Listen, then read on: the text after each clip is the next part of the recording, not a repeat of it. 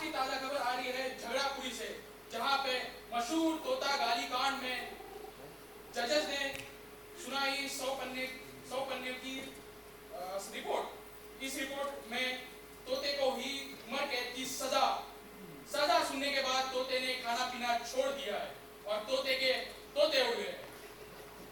पक्षी विशेषज्ञों का कहना है कि तोता डिस्कशन में है। इस केस के बाद एक चीज साबित हो जाती है कि इस देश की न्यायपालिका के ऊपर कुछ भी नहीं, एक तोता बिल्कुल ही। धन्यवाद।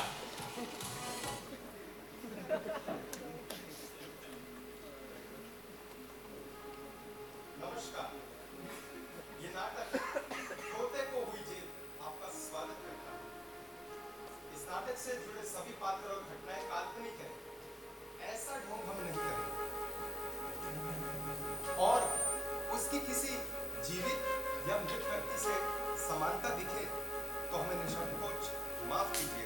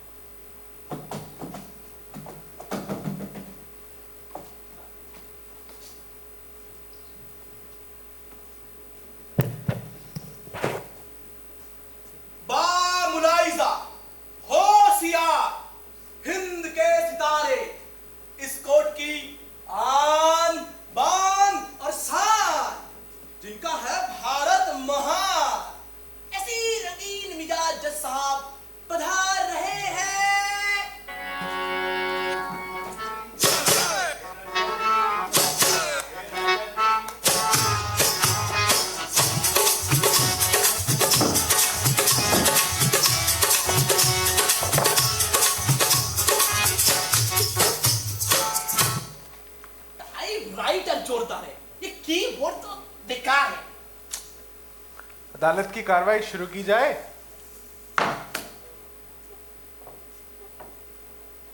पान खाए बिना कैसे सोता? अरे जल्दी करो।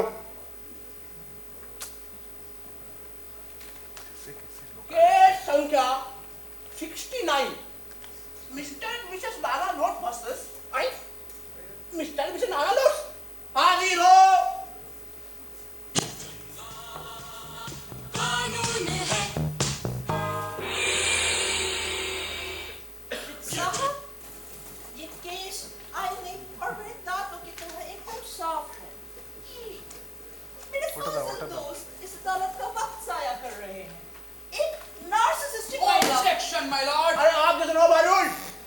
अरे करो मनोहर, तुम्हारा काम करो। साहब, एक महिला जो पहले खुद से शादी करती है और बाद में उसे खुद से डिवोर्स भी चाहिए। हाँ? कौन है ये लोग? कहाँ से आते हैं ये लोग? साहब, मैं तो बस इतना दरख्वास्त करूंगी कि इस केस को तुरंत के तुरंत सिरे से खारिज कर देना चाहिए। This case is a waste of court's time. True. जज साहब, आप अपने पर्सनल टाइम में क्या करते हैं?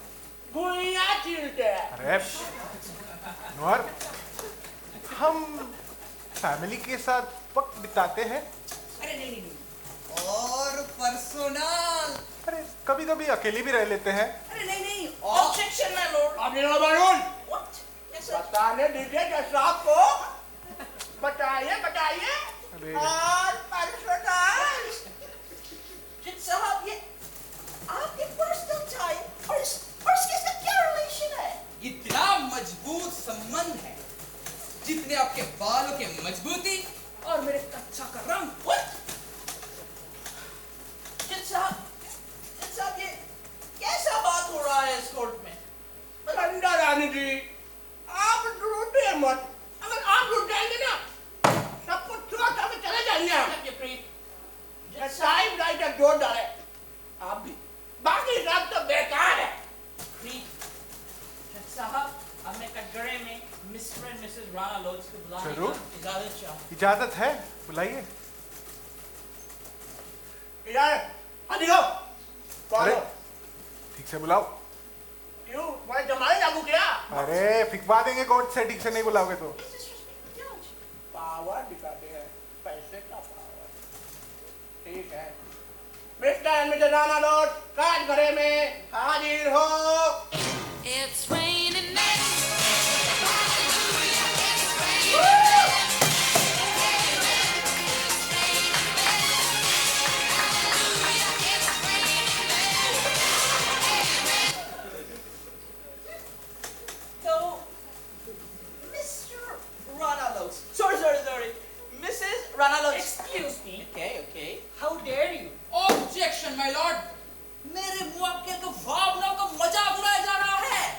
Objection overruled.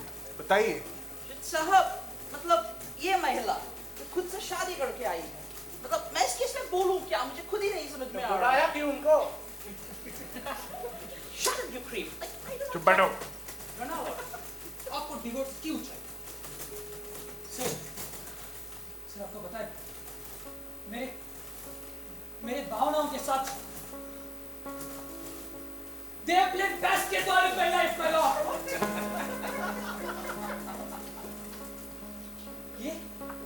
ये ना मेरे पीठ के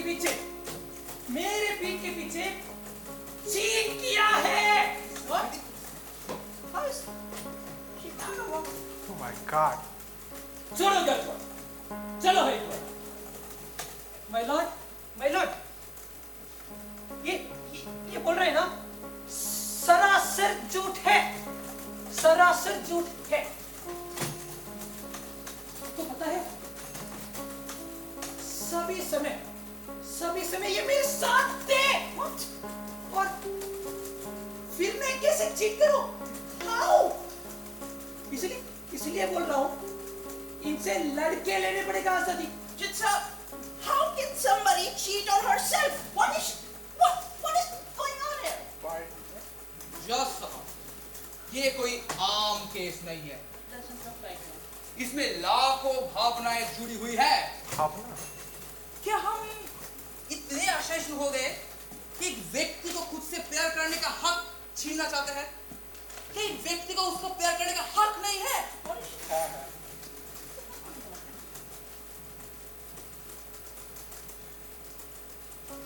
तुमने मुझसे झूठ बोला है.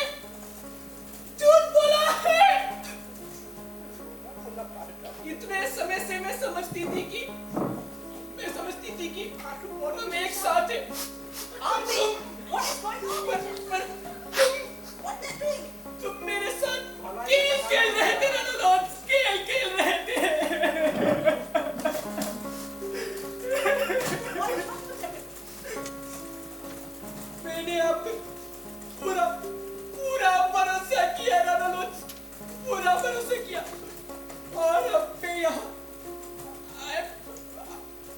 यहाँ अकेली खड़ी हूँ. ऐसे कैसे कर दिया ना लोग, सब कुछ कैसे खत्म कर दिया. अभी इनसे लड़के लेने पड़ेगा आजादी.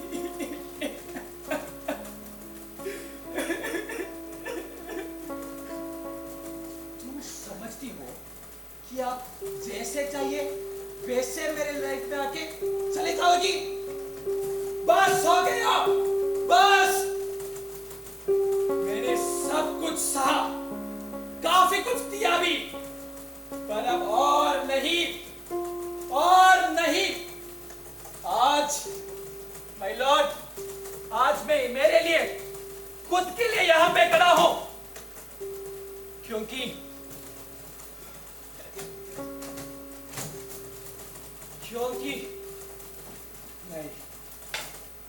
नहीं, अब ये she can't hurt me anymore.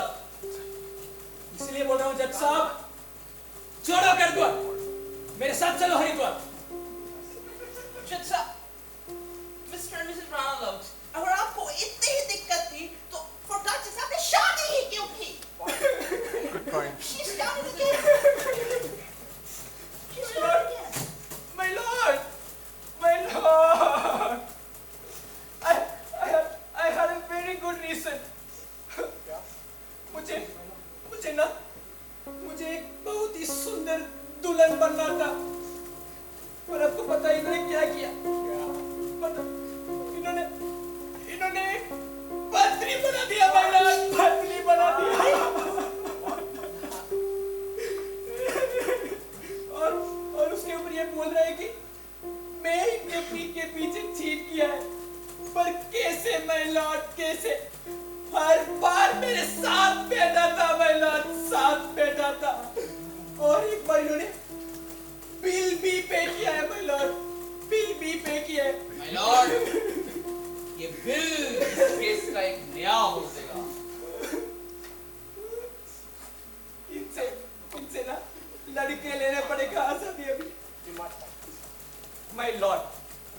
मैंने उस बिल को पे ही नहीं किया है, मैं खुद ने ही पे किया है। मुझसे धोखे से करवाया गया है वो bill. My lord, you have to believe me. Please please listen to me, listen to me. ये ना ये कपटी नारी जो है सभी पे बल, सभी पे।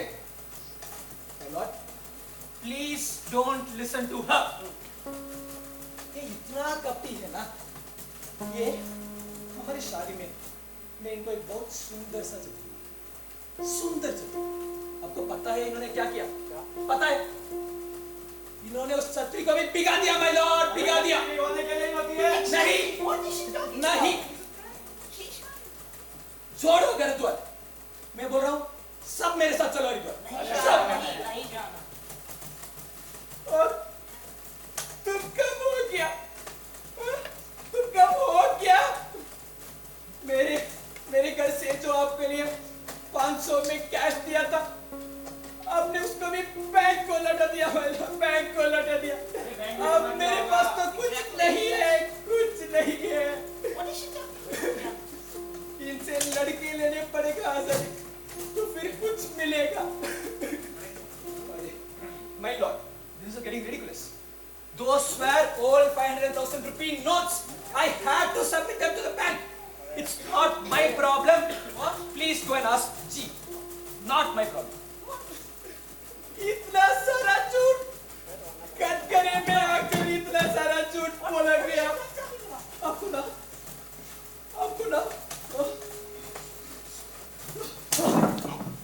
सूर्य वंश के कुल पुत्र के सामने आप हाथ उठाते हो। Stop your play.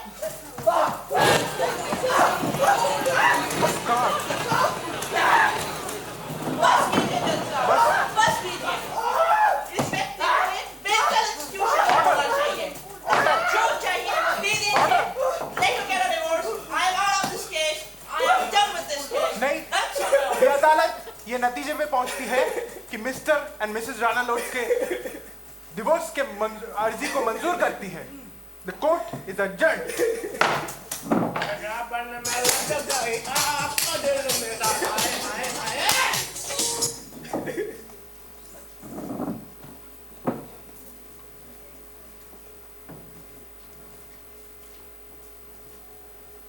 एक तरफ हमारी न्यायपालिका ऐसे विचित्र मुद्दों पर तुरंत फैसला सुनाती है और समाज के प्रतिष्ठित और कुख्यात लोगों के लिए रात के 3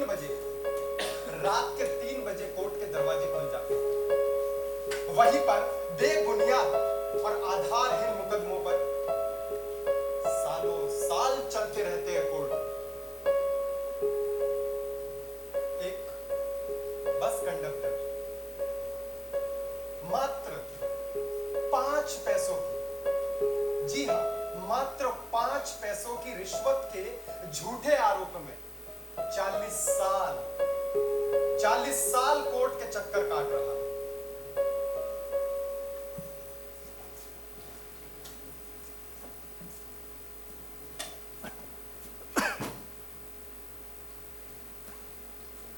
जज साहब, मैंने चोरी नहीं की है जज साहब, मुझ पे झूठा आरोप लगाया जा रहा है जज साहब। जज साहब, ये बात सिर्फ 5 पैसे का नहीं है, ये बात भ्रष्टाचार की है। आज इसने 5 पैसे लिया है, कल को 5 लाख भी ले सकता है। लाइट ऑफ 20 साल बाद। अरे जज साहब, मैंने चोरी नहीं की है, मुझ पे झूठा आरोप लगाया जा रहा है जज साहब। जज साहब, ये बात सिर्फ 5 पैसे का नहीं है, बात भ्रष्टाचार की है। आज इसने 5 पैसे लिए हैं, कल को 50 लाख लेगा। 40 साल बाद। अरे जज साहब, मैंने चोरी नहीं की है जज साहब, मुझ पे झूठा आरोप लगाया जा रहा है जज साहब। जज साहब, बात सिर्फ 5 पैसे का नहीं है, बात भ्रष्टाचार की है। आज इसने 5 पैसा लिया है, कल को 5 करोड़ ले सकता है। तारीख पे तारीख, तारीख पे तारीख, बस तारीख ही मिलता जा रहा है जज साहब। इंसाफ नहीं। भैया, लाइन अपने बढ़िया कहाँ है, पर ये आखिरी का कोर्ट है, पर नाटक का जिस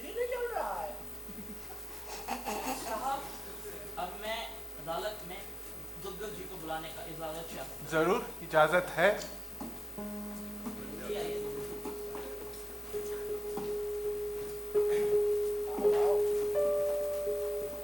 दुग्गल जी, इन्होंने आपसे 40 साल पहले 5 पैसे का घूस क्यों लिया? कौन है? ये वो है जिन्होंने आपसे 5 पैसे का घूस लिया था। ये कब हुआ? 40 साल पहले, याद कीजिए। याद नहीं आ रहा। जज साहब, क्या मैं क्रॉस क्वेश्चन कर सकता हूँ? जरूर कीजिए। क्या आप ही मिस्टर दुग्गल है?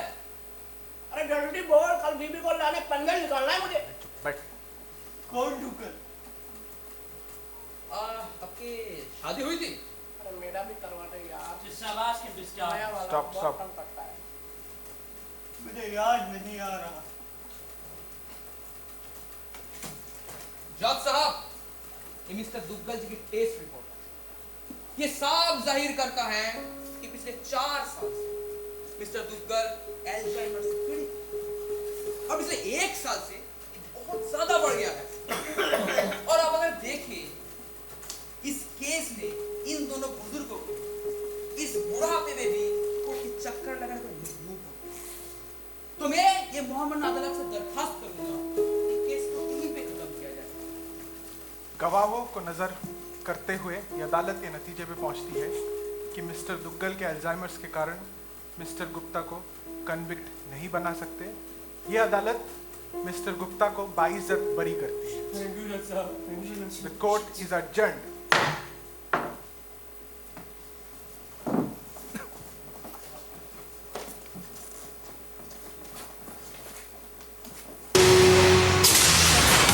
बड़ी ही दुखद खबर आ रही है फैसलाबाद से, जहां पे मशहूर पॉलिटिशियन बाबुल यादव की दिन दहाड़े हुई हत्या।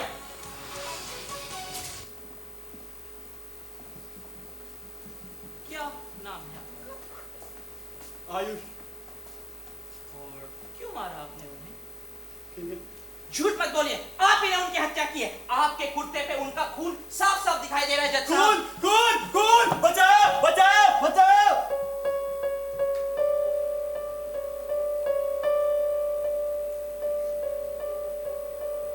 आयुष।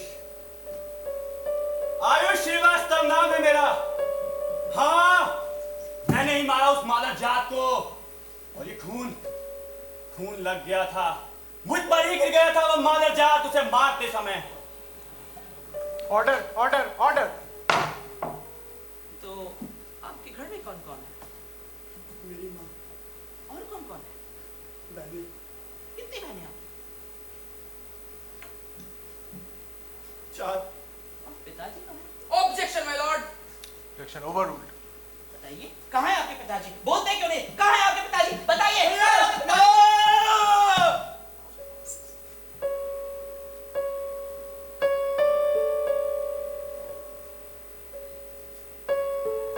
माँ, बाप, 4 बहनें। माँ, बाप, 4 बहनें और मैं। हंसता खेलता परिवार था हमारा।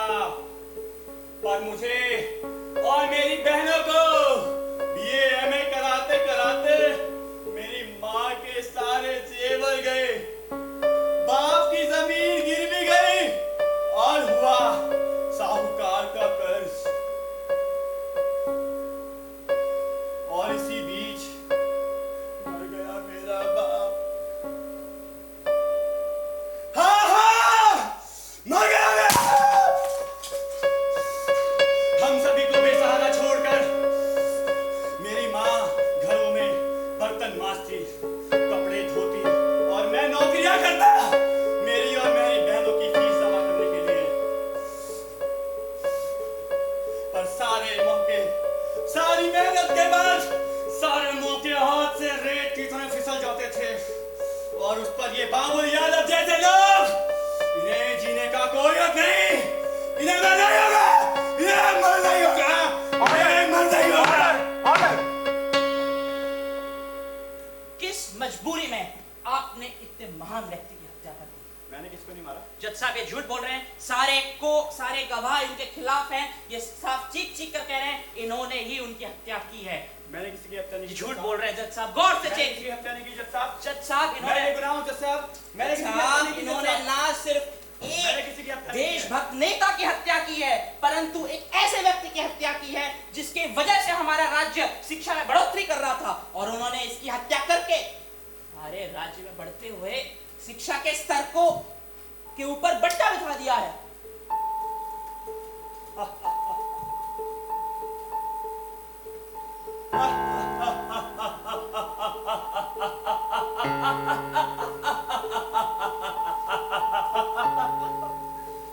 बाबुल यादव, देशभक्त, समाज का स्तर सुधारने वाला बाबुल यादव देशभक्त नहीं, वो हत्यारा था, हत्यारा। उन महाको मासूमों की उम्मीदों का, जिनको उम्मीद थी कि उनका बेटा पेपर देकर घर आएगा और उनकी नौकरी के बाद उनके दिन फिरेंगे, वो हत्यारा था उन लाखों बहनों की उम्मीदों का, जिनको लगता था कि उनका भाई की नौकरी लगेगी तो वो चुनरी बदमाशी करेंगे। वो हत्यारा था उन लाखों बापों के झुक चुके कंधों और उनकी पक चुकी दाढ़ी से उपजी उम्मीदों का, जिन्हें लगता था कि उसके बेटे की नौकरी के बाद वो सरपंच से उसकी जमीन छुड़ाएगा। वो हत्यारा था उन लाखों युवाओं का, जिन्होंने अपनी जिंदगी इस पेपर लीक में तबाह कर दी और आत्महत्या कर ली। हत्यारा मैं नहीं, बाबुल यादव था हत्यारा, हत्यारा मैं नहीं, वो था हत्यारा। हाँ जज साहब, वो था हत्यारा।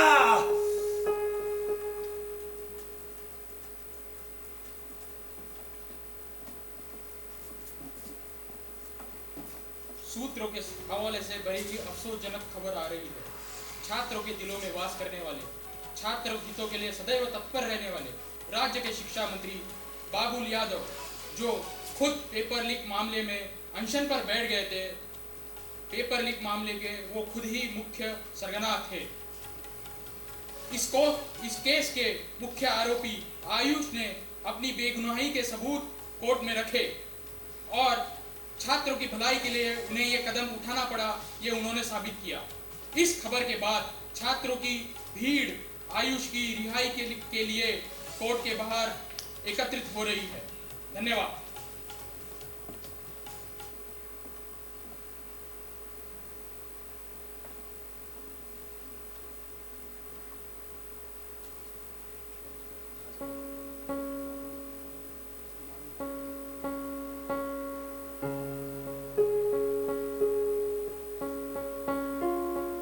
तो देखा आप लोगों ने, एक तरफ भारत के संविधान की धज्जियां उड़ाने वाले आरोपी दिन दहाड़े सड़कों पर खुलेआम घूम रहे हैं और समाज में ऊंचे पदों पर ईमानदारी का मुखौटा पहन कर बैठे हैं। वहीं दूसरी ओर एक गरीब व्यक्ति मात्र 5 पैसों जैसी रिश्वत के लिए उसके झूठे आरोप में 40 साल कोर्ट के चक्कर काटने को मजबूर है। एक तरफ भारत के प्रभावशाली लोग सड़क पर एक हंसते खेलते परिवार को अपनी महंगी गाड़ी से कुचल देने के बाद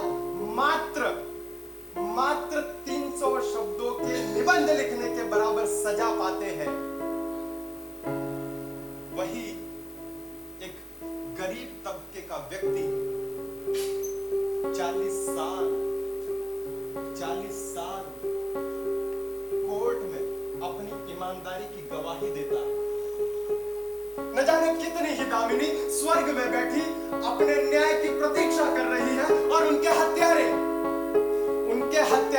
समाज की गंदगी के अकेले ठेकेदार सफेद पोश बन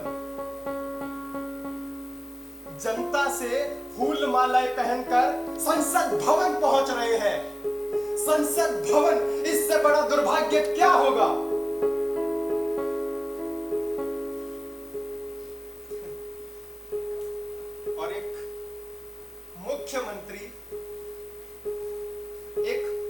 मुख्यमंत्री जेल में रहते हुए अपनी कुर्सी नहीं छोड़ता, वहीं एक सामान्य सरकारी कर्मचारी पर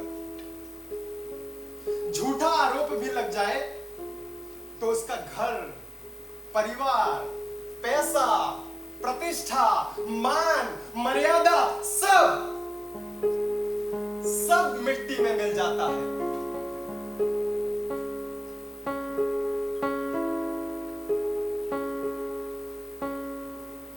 अब सोचिए,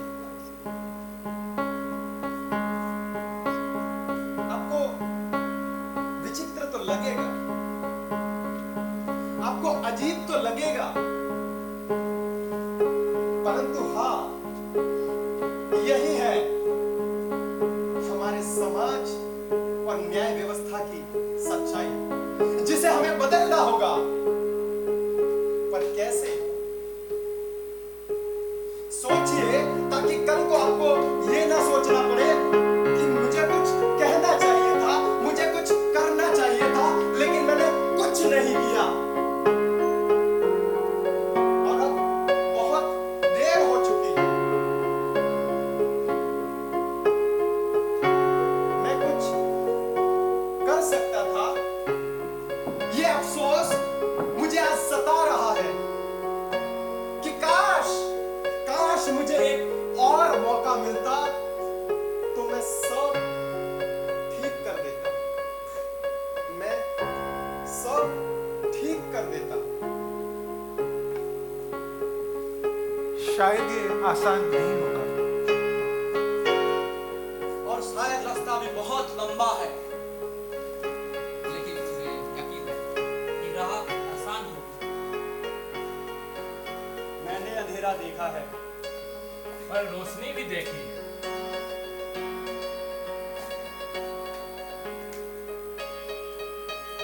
और मुझे विश्वास है कि कल बेहतर होगा। कल बेहतर होगा। होगा। Thank you.